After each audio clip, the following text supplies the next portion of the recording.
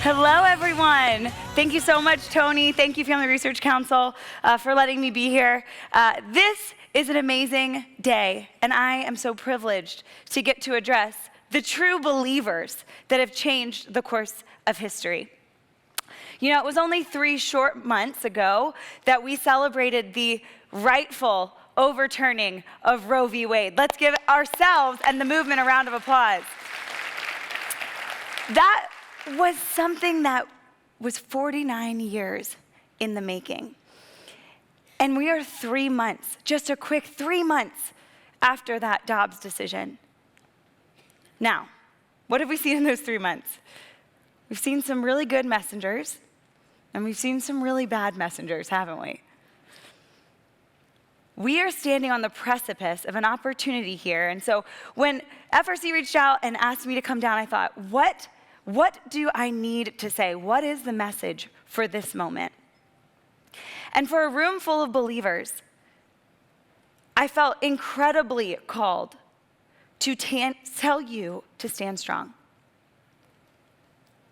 Do not give up. Lean in to this fight. You can be confidently, wholly pro-life. And I say that both H-O-L-Y and W-H-O-L-L-Y. No matter what is thrown at us as a movement, we must stand strong for life. You guys know as believers that we are called to care for the oppressed. We are called to look out for the widow and the orphan. That was one of the best sermons I've ever heard given at a church on the topic of abortion, is to shine a light on our calling as Christians to care for the orphan and the widow and to pursue justice for both. Because the orphan and the widow is the child and the mother that needs us in their time of need. I want you to think back, guys, to the Israelites in Judges 1 and 2. Think back to when God told them to go in and conquer land. I won't read it all, I'll spare you that. But God said, go in and take the land I have given you. And at first they did. There was zeal and there was vigor. But eventually they pulled back. If you go back and read it, and tonight I encourage you to do that, they start giving up. They start ceding land. They start intermingling, intermarrying, not doing what the Lord called them to do. And because of that, God's will was not done, and the next generation, it says, did not know the Lord. God, I believe, has given us the calling to go in. We can walk confidently. He gave us a win, right? In Dobbs. He gave us a win in overturning Roe v. Wade, a win that so many of you fought for. I know that I, as a young woman, stand on the shoulders of those who went before me and advocated for life and created pregnancy resource centers and fought the legal battles, FRC included, and we won. But we won a battle, not the war. Our work is not done. Now, you're going to have to forgive me because I'm a youth pastor's daughter, so I get a little fired up when talking about God issues. And on my way in to the airport this morning, we had our good dad and daughter drive, as many of you know, in the morning, coffee, heading to the airport. And he just reminded me, this is a creation issue. This is ours. These are our kids. This is not a political volleyball. This is not just one of many issues to care about. Every single child created is God's.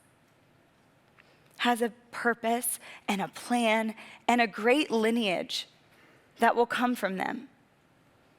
And there is an attack on that child underway in our society from powerful entities, guys, that we're fighting every day in the pro-life movement. What about the rights of that child? So much talk about rights. You go on TikTok, you talk to a young person right now, and sometimes you're gonna hear them say, conservatives, the pro-lifers are against a woman's right. And you have to ask, the right to do what? The right to end the life of their own child. What about a child's right to know the loving embrace of their mom and dad? My own father never knew his mom and dad. My dad was left in a hotel room as a baby, abandoned by his mom, who was having a really hard time, and he never saw her again. I found this out when I was just 8 years old, digging through his truck, and I found a little picture of him as a baby, and that was the only picture I ever saw of my grandparents. And I said, Dad, who is this? And he said, all right, Allie, that's me.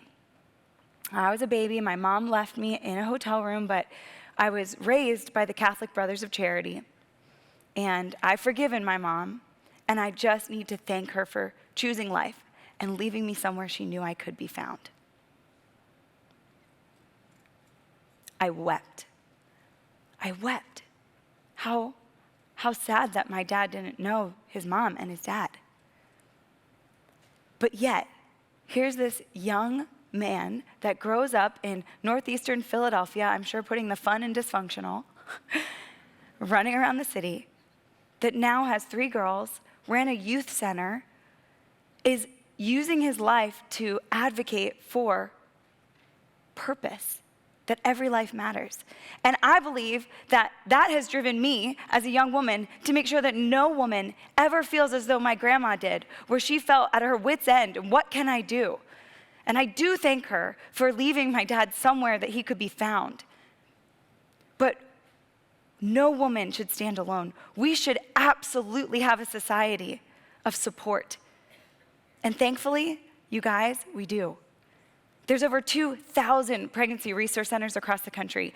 And there's millions of people like you who I know day in and day out love on women like my grandma and say, congratulations, what do you do? So exciting. You're the ones who take small steps to create a culture of life by your consistent investment in groups like FRC and others. I'm going to read a couple verses to you, so track with me. And if you have your phones, feel free to open up to Nehemiah 4. Walk with me through this, and I want you to apply Nehemiah building the wall around Jerusalem and apply it to the pro-life movement. You're going to see a couple characters here, and I hope you see yourself. Go down to Nehemiah 4. 10. Meanwhile, the people in Judah said, the strength of the laborers is giving out. There's so much rubble that we cannot rebuild the wall. And our enemies said, before they know it or see us, we'll be right there among them and we'll kill them and put an end to the work. We have enemies in the pro-life movement. Go down. When our enemies heard that we were aware of their plot and that God had frustrated it, we all returned to the wall, each to our own work. Before that, guys, God said to them, don't be afraid of them. Remember the Lord who is great and awesome, and fight for your families, your sons and your daughters, your wives and your homes. From that day on, half of the men did the work while the other half were equipped with spears, shields, bows, and armor. The officers posted themselves behind all the people of Judah who were building the wall. That wall, I want you to see, team, is the positive service side of the pro-life movement. Pregnancy resource centers, taking care of women and children, foster care, adoption. We're building and creating a culture of life. Those who carried materials did their work with one hand and held a weapon in the other, and each of the builders wore his sword at his side as he worked. But the man who sounded the trumpet stayed with me. Then I said to the nobles, the officials, and the rest of the people, the work is extensive and spread out, and we are widely separated from each other along the wall. Wherever you hear the sound of the trumpet, join us there. Our God will fight for us. So we continued the work, with half the men holding spears from the first light of dawn till the stars came out. At that time, I also said to the people, have every man and his helper stay inside Jerusalem at night so they can serve us as guards by night and as workers by day. Listen, neither I nor my brothers nor my men nor the guards with me took off our clothes. Each had his weapon, even when he went for water. All right, for my note takers in the room, I'm pulling out a couple things here. 1, the shovel and the sword, the building and the defending. You're getting to hear this week about so many great organizations that are building a culture of life. There's also many that are defending and thwarting our enemy's attacks. When I think of the shovel of building, I think of how often so many of you in here are sidewalk advocates. You're building a culture of life. Our pregnancy resource centers across the country. I think of a group that I've gotten to work with, Lifeline Children's Services. They are based out of Birmingham, Alabama, and they partner with families to create adoption plans for women in need of an adoption plan. They take care of children in foster care and empower families to come around them, to support them, all with a focus on not just saving a baby from abortion, but also saving their soul, saving that birth mother. That birth mother, if she chooses Christ and she chooses to parent, they support her in that. And so does the potential adoptive family. Isn't that beautiful? Now, you might not be ready to fully step into full-time adoption or foster care, or maybe you are, but I encourage you. I've learned so much just by spending a little time to see there's respite care, taking a child for a day or a weekend or a week so a foster family can have a break or leave the state for a vacation. Same for adoptive families. We should be a part of the building of the wall where women and families are supported. We also must keep our weapon by our side. We must know that we don't build without active opposition. Can I tell you guys something? Not one single Planned Parenthood has closed since the overturning of Roe v. Wade. Not one. They proudly boast about it in their annual report that came out on Friday. Do you want to know how much money we gave them in taxpayer dollars last year? $600 million. We are up against a well-funded, clever opponent who profits off of the pain of our women, our sisters. We must know our enemy. We must invest in the groups that are keeping them from continuing to lie and to profit.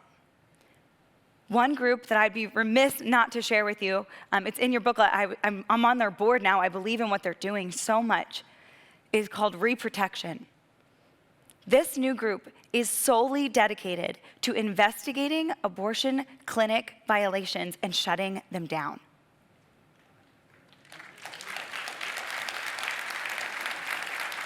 Right now, they have 51 active investigations into abortionists and abortion entities. Because guys, you cannot do something so corrupt virtuously, right? You cannot do what they do in the abortion industry behind those doors. You cannot do that righteously. So they get reports from sidewalk advocates, people like you that go and pray, and they take those and they investigate. And just this week, news broke out of Orlando, Florida. I'm not sure if you saw it, but an abortion clinic in Orlando may have to shut its doors because Reprotection got a tip about them doing abortions without the necessary waiting period. And now they are $193,000 fines in front of them, and they may not be able to survive. That's a good thing.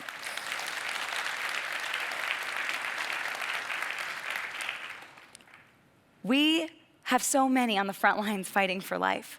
We are not done. This is our time to go in and go forward and conquer. But I want to remind you, what did Nehemiah say? We had our weapons with us even when we went to get water. You do not need to have a big platform or a stage or a social media presence or an organization to save a life, to build the wall, to end the lie, even when getting water. So for us guys, that would be at the grocery store. My personal favorite is Aldi. That's how you know you're an adult. You have a favorite grocery store. When you go to the grocery store, you get to carry with you your weapon against this culture of life. That might be interacting with a mom with her kids, struggling to figure it all out, and you support her. It might be blessing a woman that's pregnant with covering her groceries or just encouraging her. We have weapons to fight the lies that women are hearing every single day, that they cannot be successful without violence. We are called to be peacemakers. The enemy is violent and wants us to continue on a path of violence. We're seeing it in society today, aren't we? When you tell young people that you were here on accident and someone could have ended your life legally and you can end anybody else's life legally too. And we expect our youth to rise up and be amazing? To fight for each other, to sacrifice? It starts with the way we treat the least of these, the innocent, that vulnerable child.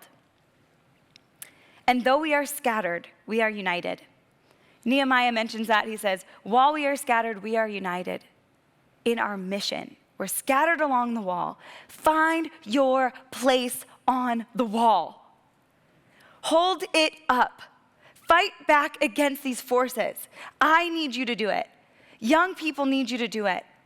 Those who are post-abortive, anybody in this room, post-abortive men and women, we need your voices. We need you to say, I walked that road. I've come on the other side. Do not do what I have done. Seek healing and forgiveness, because it's there. The devil wants to silence you. We want to hear your voice. God wants to use your voice as your testimony to what he can do. And you have a great chorus. We have a great chorus in heaven one day when that fateful day comes and we stand before our Maker. I believe that we will hear the voices of the lives that we saved saying, thank you, thank you. We might hear the voices of those who didn't make it, but that said, thank you. I heard your voice at the abortion clinic as my mom walked in. You fought for me. You fought for life. And God sees your obedience. So I'll end here.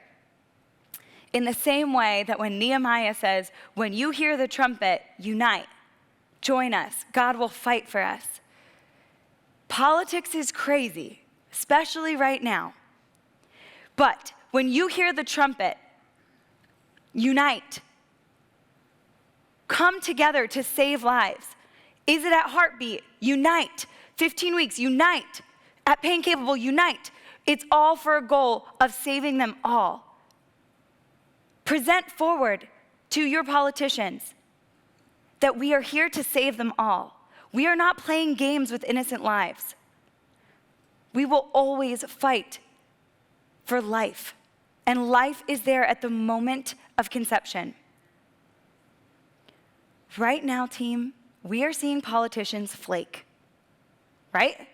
They're getting scared. We're 3 months in to this battle, and they're tucking their tails, and they're grabbing babies, and they're creating ads that say, let's focus on things that really matter, like crime and infrastructure. I'm not dealing with abortion. That's a state-protected thing. First off, give me that baby. That's terrifying. Second off, that might be the better person to vote for. That's at a Minnesota decision. But they need to hear from you. When your politicians mess up and get it wrong or have consultants around them messing with their convictions, they need to hear from us. And guys, we might have to drag them to the side of understanding life at conception. Because, we're gonna have to have more butt than they have teeth. We're gonna have to be like the Coppertone girl with the dog, and we're dragging them to get it. Come on, you say you're pro-life? This is what it looks like. Don't say this, don't do that. Stand up for the least of these. We will have more grit than they have grifters, and I know we're going to end abortion. Thank you guys so much for being a part of that.